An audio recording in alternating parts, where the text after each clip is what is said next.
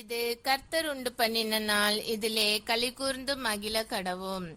ஆகையால் நீங்கள் புறப்பட்டு போய் சகல ஜாதிகளையும் சீஷராக்கி, பிதா குமாரன் பரிசுத்த ஆவியின் நாமத்திலே அவர்களுக்கு ஞானஸ்தானம் கொடுத்து.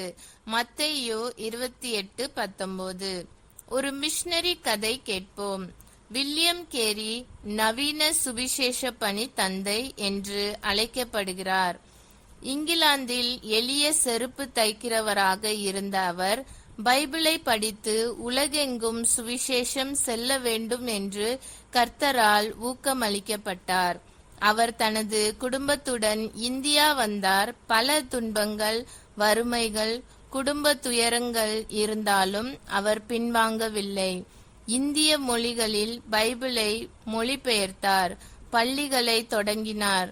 அடிமைத்தனத்துக்கு எதிராக குரல் கொடுத்தார். சமூக சீர்திருத்தத்திலும் முனைந்தார்.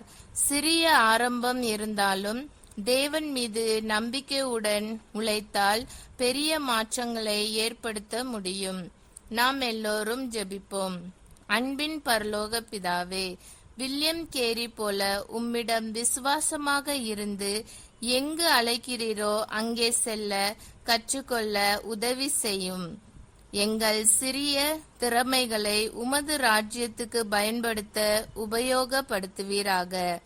சிரமங்களும் சோதனைகளும் வந்தாலும் உம்மை நம்பி நின்று பலரின் வாழ்வையும் மாற்றும் சாட்சிகளாக எங்களை ஆக்குவீராக. இயேசுவின் நாமத்தில் ஜெபிக்கிறோம். ஆமேன். இந்த நாள் இனிய நாளாக அமைய வாழ்த்துக்கள்.